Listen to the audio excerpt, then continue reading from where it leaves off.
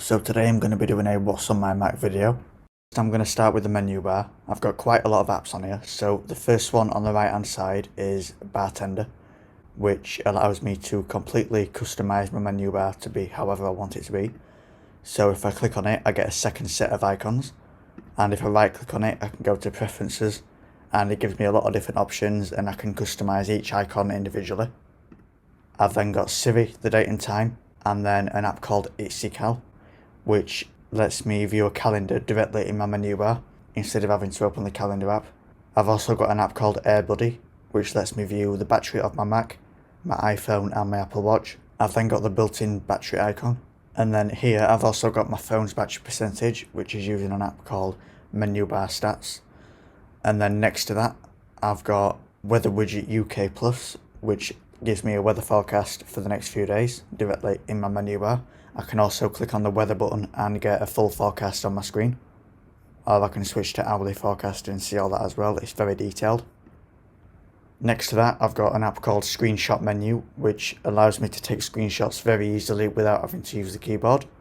So I can do area to file and select an area of the screen, and it will automatically save that to a file.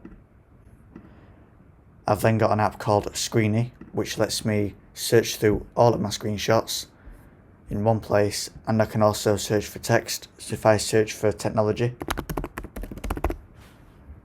you'll see there's a few screenshots which come up with the word technology in them. I've then got Wi-Fi and then the speed test apps, so I can run speed tests on my Wi-Fi network. As you can see, they're not great, but they're not horrific either. Next to that, I've got sound control, which lets me control the volume of individual apps, and I can also switch audio devices and microphones directly from this menu as well. It's also got a lot of different options for different hotkeys and different settings that you can have a look through. Next to that, I also have Google Backup and Sync and Google Drive. This automatically syncs my screenshots with my Google Drive account. You could choose any folder to sync or an external hard drive if you want. Next to that, I've got an app called RunCat, which basically animates according to the CPU usage, and you can change this to be any image that you want, and it will automatically change to that. Next to that, I've got an app called Menu Bar Stats, which is similar to iStat menus, if you've ever heard of that before, and it shows information about my Mac such as network usage, memory, CPU, GPU, temperature, fans, and storage. And then Bartender also allows me to press a keyboard combination, and it will expand the menu bar and show the last two items, which is the stop button for the screen recording and an app called Turbo Boost Switcher Pro, which basically allows you to disable or enable the Intel Turbo Boost, which is built into all Intel Macs. So when you disable Turbo Boost, it will stop the clock speed going any higher than it should if you don't need it to go any higher.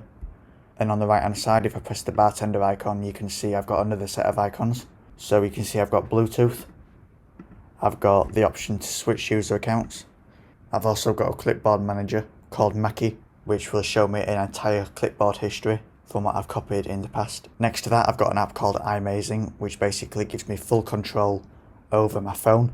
I can lock it, reset it, do backups, change settings, do anything that I need to do. Look at battery diagnostics, which is useful for people that are having battery problems. You can't see this on your phone normally, but this shows you everything that you need to see. You can set up low battery notifications. You can do absolutely loads with this app. Next to that, I've got a paid app called Backtrack, which allows me to record the last few hours of audio from my microphone, and I can bring that back at any point. So I can choose the last 15 minutes, 30 minutes, 45 minutes, 1 hour, and so on. I can also choose the microphone which I want to use, and I can also pause the recording at any point. This app will automatically launch at login as well, so that it's automatically recording, and whenever you want to bring back a recording, you just drag down to whatever time you want. If I want to bring back the last 40 minutes, I can drag down like that, and then I can save the file wherever I want. And this uses very low CPU and battery usage, because it is actually saving the file as a text file, and then when you need to save it, it will convert it back into audio, as you can see here. Next, I've got an app called Amphetamine, which allows me to stop my MacBook from going to sleep. There's multiple different settings for this, so I can start an indefinite session, or a certain amount of minutes or hours, or just while a file is downloading. So if I'm leaving something downloading overnight, I can turn this on just by simply right clicking the icon, and it will automatically stop my Mac from going to sleep. Next to that, I've got an app called Lazy, which allows me to control my lights. This works through another service called If This Then That, which runs a script through webhooks. Next to that, I've got an app called Rocket, which brings up emoji suggestions whenever I type a colon.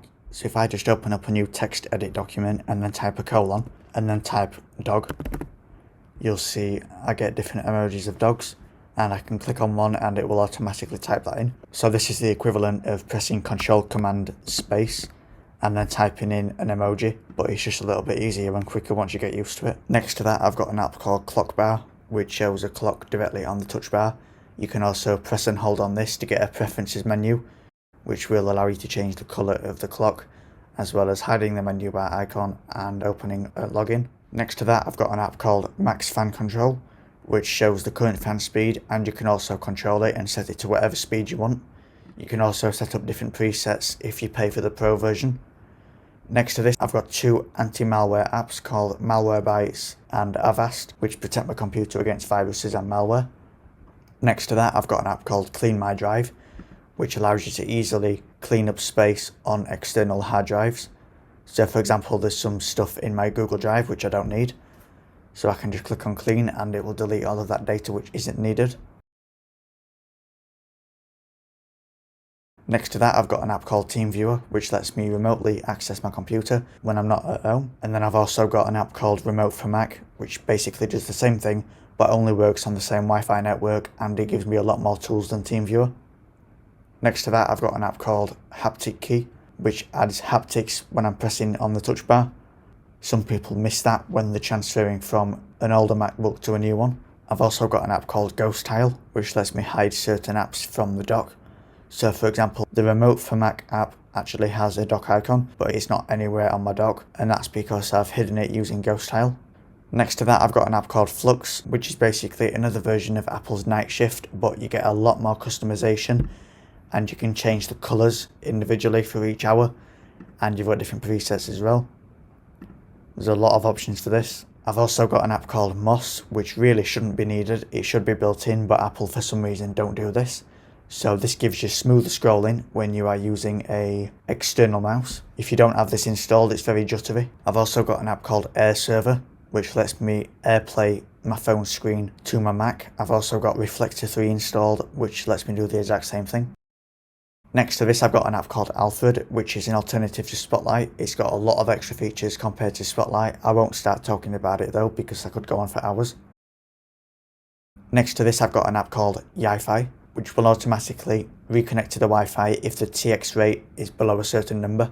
So this is useful if you're in an online meeting and it keeps dropping out. You can turn this on, and I'd recommend that you set it to 100, and it should keep you connected without any connection problems. And this also works for anything in general as well, but it works best for online meetings. Next to this, I've also got an app called Alt-Tab, which gives me a better command tab system, and there's also a lot of extra features with that and more keyboard shortcuts as well.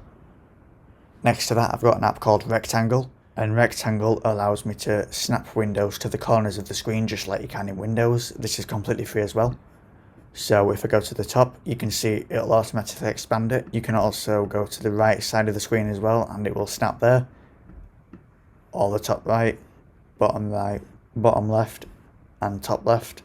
And then if I go to the bottom as well, you can see I can do different thirds of the screen as well, depending on what I want. So that's also very useful. Next to that, I've got an app called Display Menu, which allows me to choose a custom screen resolution. I've also got an app called Manico, which brings up a dock at the bottom whenever I hold the control key.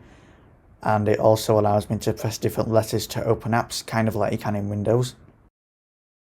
Next to this, I've got an app called Clue, which allows me to manage all my tabs across different browsers.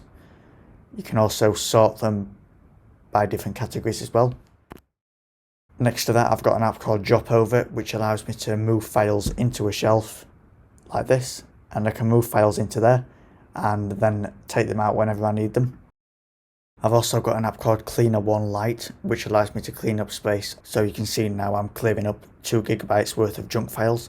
There we go, and now it's just cleaned up that, I can also recycle my memory usage as well, and I can also link my Dropbox account and free up some space on there for unnecessary files. Next to this, I've got an app called App Locker, which allows me to lock any app so that it will require either a passcode or Touch ID.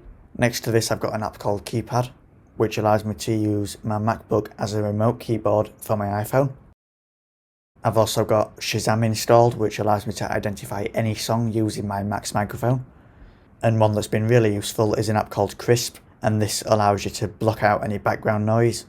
This is especially useful for online meetings. Next to that, I've got an app called Carabiner Elements, which can be used as a keylogger, but I've got that turned off. You can also change all the keys on your keyboard to be whichever keys you want. There is a key in the top left of my MacBook keyboard, so I changed that to be an escape key, seeing as I don't have a physical one because I've got a touch bar. And then next to this, I've got an app called ICANN Shortcut, which allows me to run any terminal command just by clicking here or using a keyboard shortcut. So yeah, these are the apps which I've got on my MacBook. Feel free to leave any comments for any future video suggestions, and I'll consider making them. Thanks for watching.